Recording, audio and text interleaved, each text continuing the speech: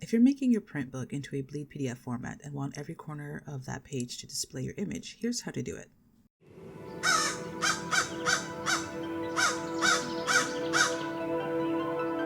Hello ladies and lords, and welcome travelers. It's me, Miriam Yvette.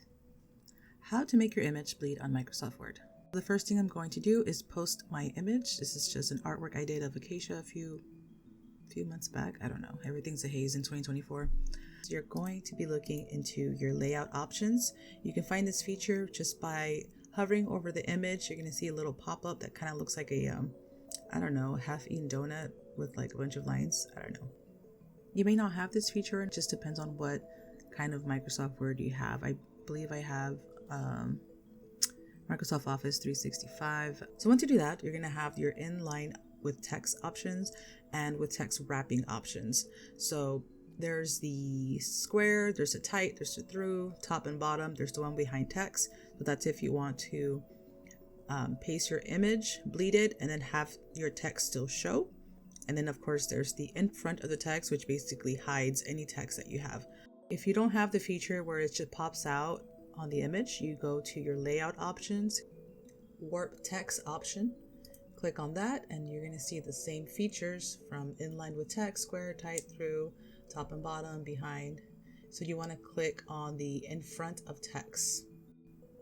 So just be careful, because if you are pasting these, it's going to hide your page numbers. After you do that, I really recommend with Microsoft Word that you only stretch the image from corner to corner, my friend. This is important because you don't want to warp the image where it just looks wonky or out of proportion. So if you see right here, you'll see, oh, I still have a lot of space to fill.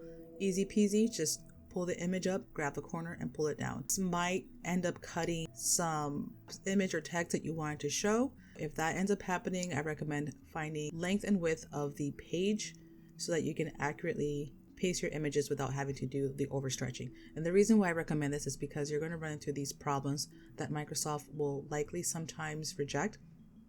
If you look at the very corner, you have like these little circles that basically your arrow can still stretch the image, because Microsoft is saying, hey, the corner, the border of this image is still visible. You don't want that. There's always a likelihood you're going to have see a line on your page, and you're just going to wonder why I did the whole, I made it cover to cover, corner to corner.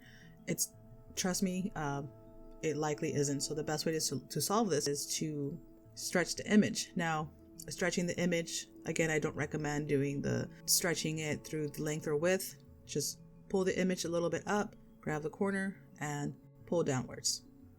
This is what happens if you don't stretch from corner to corner. You're just like, oh, this is easy peasy. Oh, look, I'm just going to make it easy because this is how images work. No, don't do that.